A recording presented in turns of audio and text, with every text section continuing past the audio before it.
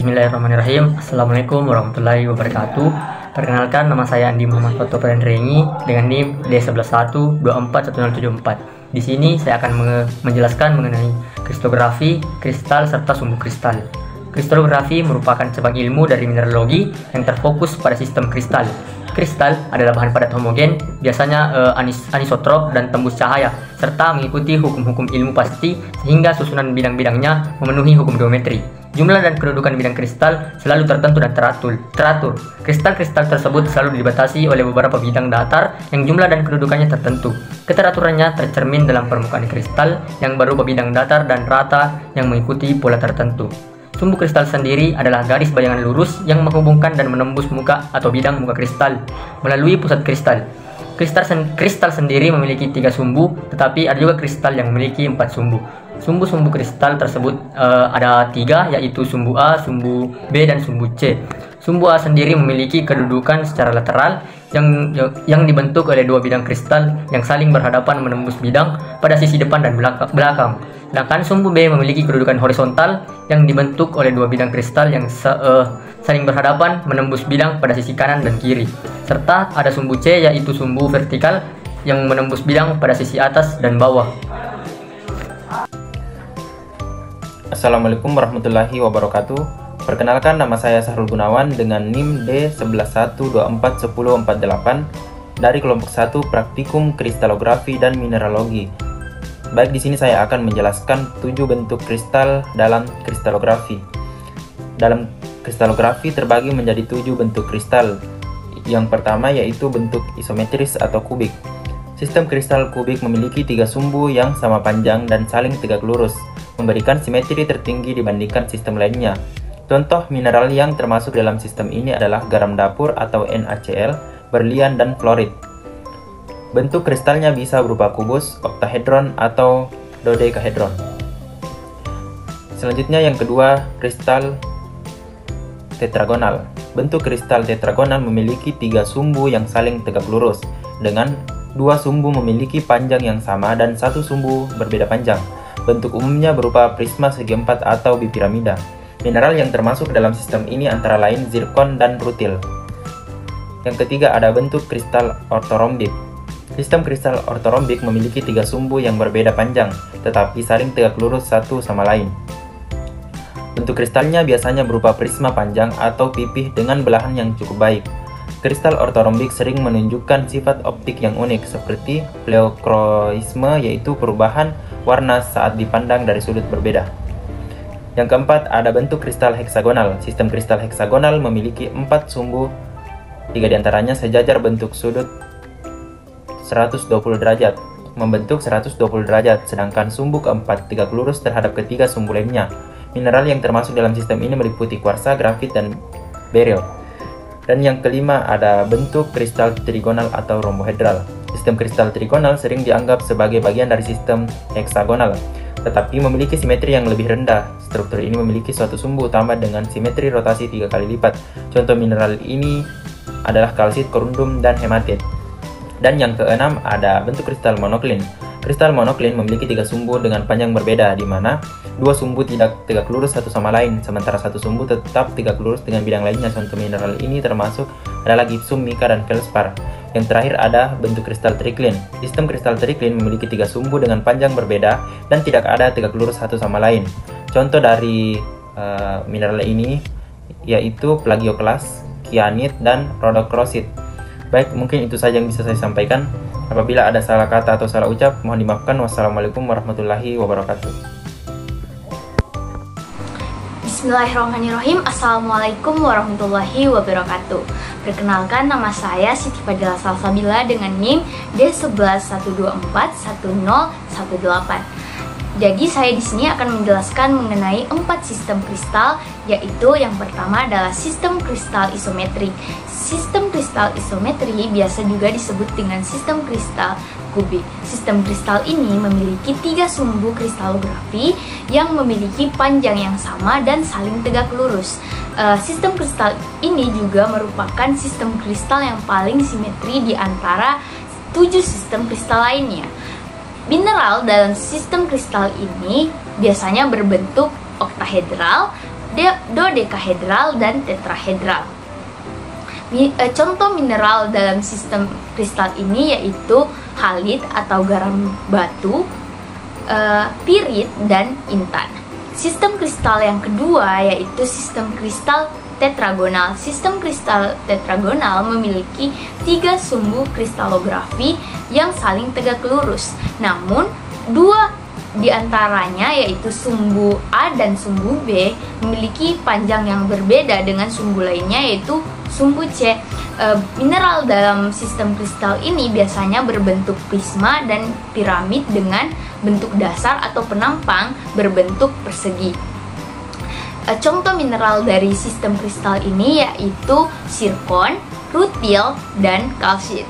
Yang ketiga, sistem kristal yang ketiga yaitu sistem kristal heksagonal. Sistem kristal heksagonal merupakan sistem kristal yang memiliki 4 sumbu kristalografi, yang dimana 3 diantaranya yaitu sumbu A1, A2, dan A3 memiliki panjang yang sama dan membentuk 120 derajat pada bidang horizontal. Sedangkan sumbu lainnya yaitu sumbu C tegak lurus terhadap 3 sumbu tersebut yaitu sumbu A1 dan A1, A2, dan A3. Mineral dalam sistem kristal ini biasanya berbentuk prisma dengan penampang heksagonal dan piramid heksagonal. Contoh mineral dari sistem kristal ini yaitu beril, kuarsa, dan apatit. Yang terakhir yaitu sistem kristal trigonal atau biasa juga disebut dengan sistem kristal rombohedral. Sistem kristal ini memiliki 3 sumbu kristalografi yang dimana sistem kristal tiap-tiap sumbu kristalografi tersebut sama panjang namun tidak saling tegak lurus sehingga sudut yang dihasilkan itu berbeda-beda. Dari mineral dalam sistem kristal ini biasanya berbentuk rombohedron atau skalenohedron. Contoh mineral yang termasuk dalam sistem kristal ini yaitu kalsit. Assalamualaikum warahmatullahi wabarakatuh. Perkenalkan, nama saya Adrian Setunugroho dengan NIM D1112411024. Pada kesempatan kali ini saya akan menjelaskan beberapa jenis sistem kristal. Yang pertama heksagonal, monoklin, serta triklin. Yang pertama adalah sistem heksagonal. Sistem heksagonal ini terdiri dari 4 sumbu. Ketiga sumbu A1, A2, dan A3 semuanya terdapat dalam satu bidang tunggal atau disebut bidang basal dan berada pada 120 derajat. Mereka berpotongan satu sama lain pada sudut 60 derajat. Sumbu keempat memotong sumbu lain di sudut kanan. Bentuk kristal dari sistem heksagonal ini termasuk piramida ganda, piramida 2 sisi, dan piramida 4 sisi. Contoh mineral dari sistem kristal ini yaitu apatit, sugilit, kankrinit, serta beril. Selanjutnya yaitu sistem kristal monoklin. Monoklin ya seperti namanya, mono yang artinya satu. Monoklin ini hanya mempunyai satu sumbu yang miring dari 3 sumbu yang dimilikinya. Sumbu A tegak lurus terhadap sumbu N, tapi sumbu C tidak tegak lurus terhadap sumbu A. 3 sumbu mempunyai panjang yang tidak sama. Umumnya sumbu C yang paling panjang dan sumbu B yang paling pendek. Sistem ini memiliki aksial rasio atau perbandingan sumbu alfa dan beta itu 90 derajat, serta sudut gamma tidak sama dengan 90 derajat. Dan yang terakhir adalah kita masuk ke sistem triklin. Sistem ini mempunyai 3 sumbu simetri yang satu dengan yang lainnya tidak saling tegak lurus, serta panjang masing-masing sumbunya tidak sama. Di kondisi sebenarnya, sistem kristal triklin memiliki aksial rasio atau perbandingan sumbu sudut A tidak sama dengan sudut B dan tidak sama dengan sudut C. Dan sudut A, alfa, beta, dan gamma tidak saling tegak lurus satu dengan yang lainnya. Ya, sekian dari saya. Terima kasih. Assalamualaikum warahmatullahi wabarakatuh. Sebelumnya perkenalkan, nama saya Mutmain USB dengan akhiran NIM 044. Kalau dari kelompok 1, praktikum kristalografi dan mineralogi. Di sini saya akan membahas tentang bagaimana cara penentuan sistem kristal dengan memperhatikan sumbu kristal dan sudut kristal. Di sini saya mempunyai dua model kristal dari stasiun 06, mana kita akan menentukan sistem kristalnya dengan pertama-tama melihat sumbu kristalnya. Di sini kita akan melihat sumbu kristal sumbu A, sumbu B, dan sumbu C. Apa itu sumbu A? Sumbu A itu adalah sumbu yang frontal. Sumbu frontal artinya dari arah penglihatan kita. Jadi dia dari kita melihat dari depan, dia tembus ke belakang. Dia disebut dengan sumbu frontal. Terus dengan sumbu B yaitu sumbu horizontal dari arah horizontal. Kemudian sumbu C itu dari arah vertikal. Jadi kita akan mengukur sumbu dari sumbu A-nya, yang mana dia itu berukuran berukuran 6,5, dan kemudian dari B-nya itu dia juga 6,5 cm, dan sumbu C-nya itu sekitar 7 cm. Nah, dari sumbu ini artinya sumbu A sama dengan sumbu B dan tidak sama dengan sumbu C.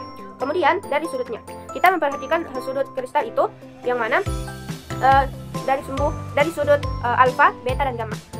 Sudut alfa itu artinya dia dari sudut yang terbentuk dari antara sumbu A dari sumbu B ke dan sumbu C.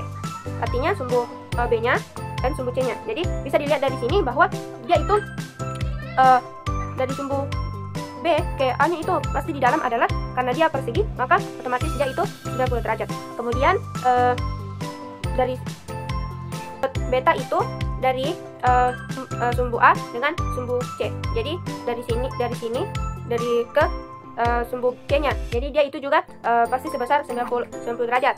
Kemudian gamma itu dari sumbu A ke dari sumbu B ke sumbu A. Jadi dia itu dari sini ke sini. Jadi dia itu pasti adalah 90 derajat.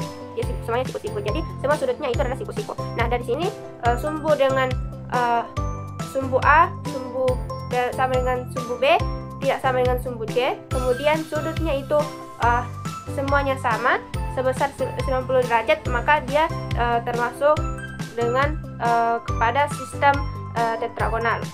Yang mana tetragonal ini contohnya adalah zirkon.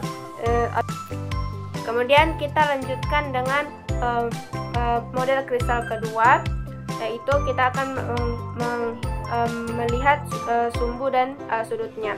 Kemudian kita hitung dari sumbu A-nya, sumbu A dari penglihatan ke belakang. Jadi kita hitung dia berapa? Dia 6,5. Kemudian dari horizontalnya atau sumbu B-nya, dia juga 6,5, artinya dia sama. Kemudian dari vertikalnya berapa? Dia 6,5, jadi dia itu sama, artinya semua sisinya itu sama. Kemudian kita melihat dari sudutnya, sudut alfa, beta, dan gamma.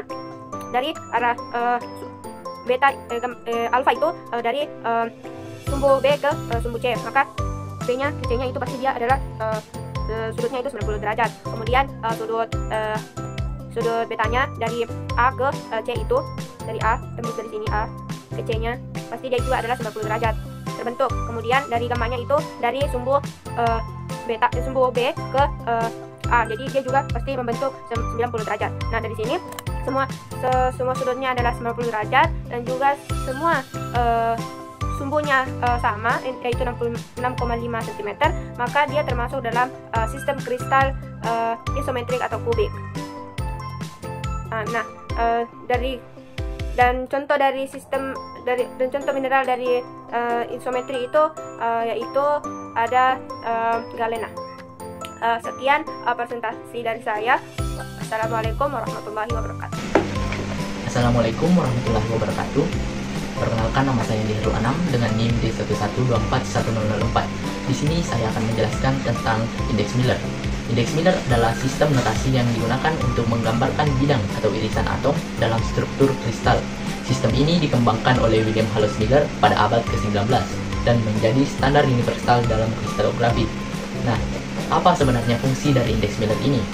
Indeks Miller ini berfungsi yang pertama yaitu untuk menentukan orientasi bidang atomik dalam kristal. Yang kedua untuk menggambarkan jarak antar bidang atomik, dan yang terakhir untuk memberikan informasi tentang simetri dan struktur internal kristal. Adapun indeks Miller ini dituliskan dalam bentuk 3 bilangan bulat terkecil, yaitu yang dinotasikan dalam huruf HKL yang ditulis dalam kurung, di mana H merupakan komponen pada sumbu X, K merupakan komponen pada sumbu Y, dan L merupakan komponen pada sumbu Z. Nah, bilangan-bilangan ini diperoleh dari kebalikan nilai intercept bidang terhadap sumbu koordinat kisi kristal. Untuk memahami indeks Miller lebih mendalam, dapat diperhatikan pada gambar berikut ini. Di sini terdapat suatu gambaran bentuk kristal, di mana di sini ada bidang yang diarsir, yaitu bidang A, B, C, D, di mana dengan pusatnya yaitu pada titik E. Di sini dapat dilihat juga yaitu ada sumbu Y, sumbu X, dan sumbu Z. Nah, selanjutnya kita akan menentukan indeks Miller dari bidang kristal ini. Nah, di sini terdapat tabel di belakang saya. Di sini kita akan menentukan yang pertama titik potong pada sumbu X, sumbu Y, dan sumbu Z. Di sini kita dapat melihat titik potong bidang ABCD terhadap sumbu X yaitu satu satuan. Nah, maka kita tuliskan di sini 1. Nah, selanjutnya yaitu di sumbu Y. Di sini dapat kita lihat bidang tersebut tidak memotong sumbu Y. Nah, maka di sini kita tuliskan tak terhingga. Begitupun dengan sumbu Z, tak terhingga juga. Nah, selanjutnya di sini kita akan menentukan triad. Cara menentukan triad ini yaitu dengan membagi 1 dibagi 1. Di sini didapatkan 1, tak hingga, didapatkan tak hingga, dan tak hingga juga. Selanjutnya yaitu respiro, yaitu kebalikan dari triad. Untuk mendapatkan minimnya ini yaitu 1/1, didapatkan juga 1. Di sini tak hingga, didapatkan 0. Di sini tak hingga per tak hingga didapatkan 0.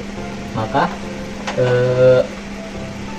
di sini didapatkan 1, 0, dan 0.